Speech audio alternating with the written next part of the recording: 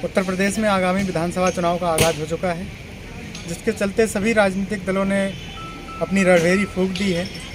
सभी राजनीतिक पार्टियां पूरे जोर शोर के साथ अपने चुनाव के प्रचार में लगी हुई हैं। इसी के चलते बरेली में अगर चुनाव की बात की जाए तो बरेली का जो व्यापारी समाज है, एक बहुत बड़ा समाज है जो चुनाव की दिशा और दशा दोनों तय करता है।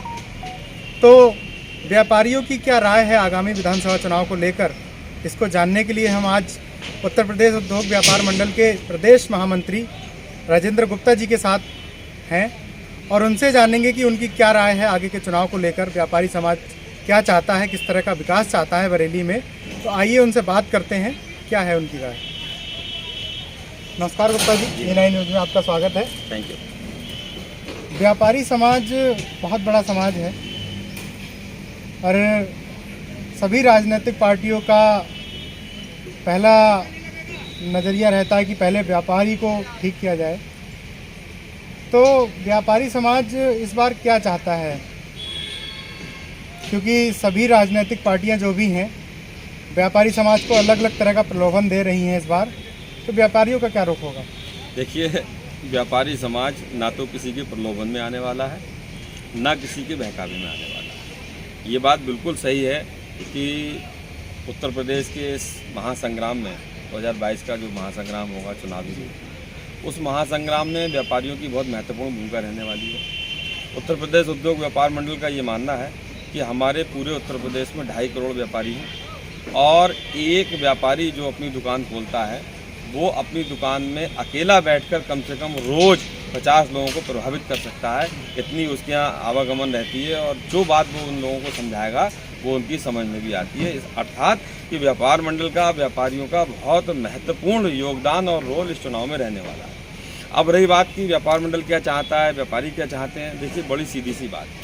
हम चाहते हैं, अगर व्यापार मंडल के पूरे उत्तर प्रदेश के बैनर के साथ बात करें तो हमको लगता है कि अच्छी सड़कें हों, अच्छे रोड्स हों, डेवलपमेंट के कार्य अच्छे हों और जब अच्छे काम होंगे, कनेक्टिविटी अच्छी होंगी, आवागमन के साधन अच्छे होंगे, रेलों के स्टॉपेज बढ़ेंगे, रेलों की संख्या बढ़ेगी, हाईवेज दुरुस्त होंगे, कहीं जाम नहीं लगेगा, रेलवे के फाटक पर सब ROB बनेंगे, तो इससे निश्चित तौर से इस उत्तर प्रदेश के व्यापार को, उद्योग को बढ़ाने में सहायता मिलेगी। अच्छा, GST की बढ़ोतरी को लेकर जो कदम उठाए हैं केंद्र सरकार ने, उसको आप किस नज़रिए से देखते हैं? देखिए, खाली GST नहीं, कई चीज़ें ऐसी हैं जिनको लेकर के व्यापारी थोड़ा सा परेशान है। चाहे GST की बढ़ी हुई दरें हों, जो पहले सरकार ने वादा किया था कि रोटी कपड़ा और मकान पर GST फ्री करेंगे, अब उस वादे से सरकार थोड़ा सा पीछे हटती हुई नज़र आ रही है। कपड़े पर 5 की जगह 12% टैक्स लगाने की बात हो रही है, खाद्यान्न पर टैक्स बढ़ाने की बात हो रही है, कई ऐसी जिनसों पर टैक्स बढ़ाने की बात हो रही है जो टैक्स चाहता है व्यापारी ना बढ़े। हालांकि ये टैक्स सीधा व्यापारी अपनी पॉकेट से नहीं देता है, जनता से वसूल करके ही देता है, लेकिन हम चाहते हैं कि महंगाई कम हो, है टैक्स का स्लैब कम हो।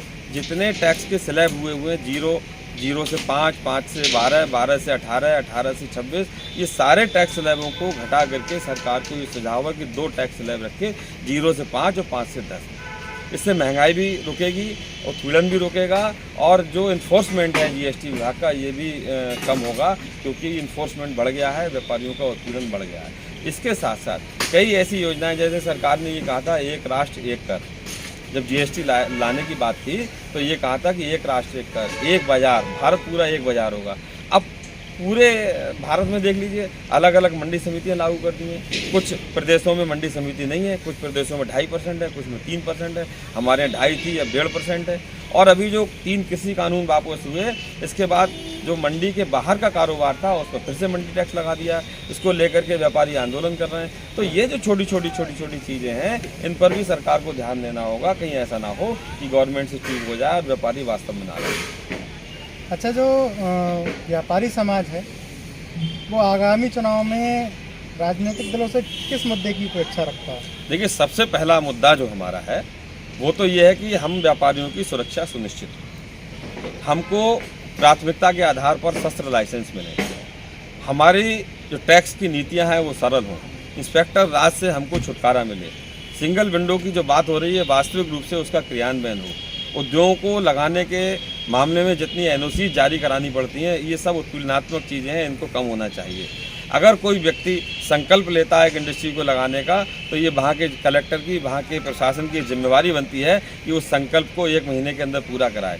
आज ये ऐसा नहीं है। हम अगर इंडस्ट्री लगाने की सोचते हैं तो मान लीजिए कि सारे विभाग गिद्ध दृष्टि हमारे ऊपर रखते हैं और भ्रष्टाचार की भेड़ हमारा संकल्प चढ़ जाता है, जिससे उद्योग की स्थापना में दिक्कत आती है।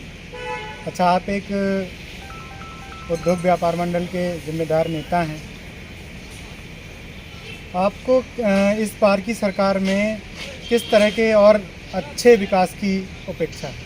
देखिए, निश्चित तौर पर प्रांतीय महामंत्री होने के नाते मैं ये चाहूँगा कि सरकार के शीर्ष एजेंडे में विकास की बातें रहें और वो विकास हो जो स्थायी विकास हो, भ्रष्टाचार की भेंट चढ़ने वाला विकास ना हो, भ्रष्टाचार की भेंट चढ़ने वाली नीतियाँ ना हो, वो सारे काम हों जो स्थायित्व की ओर ले जाते हैं। आज आप देख लीजिए, कोई सड़क बनती है तो 3 साल में 2 साल में टूट जाती है। ये सुनिश्चित होना चाहिए कि कोई भी अगर सड़क बन रही है, उसमें पैसा खर्च हो रहा है, तो वो हर हाल में 5 से 7 साल चले। इसके पीछे जो अधिकारी हैं, अगर पहले टूटती है तो उनको दंडित किया जाना चाहिए। गुणवत्तापूर्ण विकास का काम ये हमारी प्राथमिकता में शामिल है। अगर व्यापारिक नज़रिए से देखें तो आपका संगठन व्यापारियों को किस तरह से सुरक्षित करता है? देखिए, हम अगर व्यापारी नज़रिए से देखें तो उत्तर प्रदेश में एकमात्र हमारा ही व्यापार मंडल ऐसा है जो सर्वांगीण व्यापारियों के हितों की और उनकी रक्षा की बात करता है।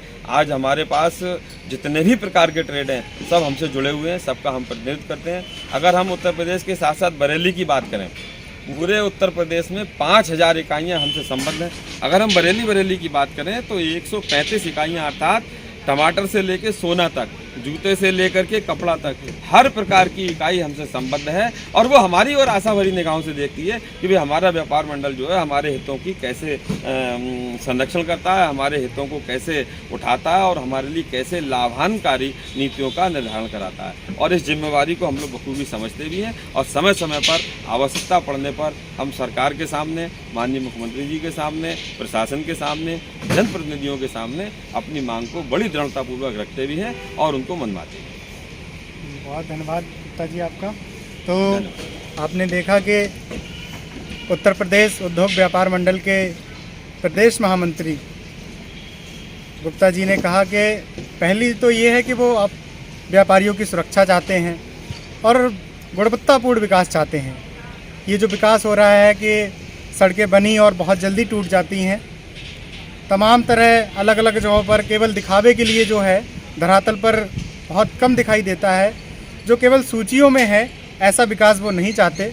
इसके साथ ही व्यापारियों की सुरक्षा चाहते हैं और जीएसटी को लेकर उन्होंने तमाम तरह की बात कही। जिस तरह का जीएसटी कर बढ़ाया जा रहा है उसको कम करने की बात कही है। तो इन तमाम मुद्दों के साथ व्यापारी लोग इस बार रहेंगे चुनाव में और देखते हैं कि अब व्यापारी वर्ग आगे क्या सुनिश्चित करते हैं। बहुत आभार। कैमरामैन इखलास के साथ मैं कुलदीप, ENI न्यूज़।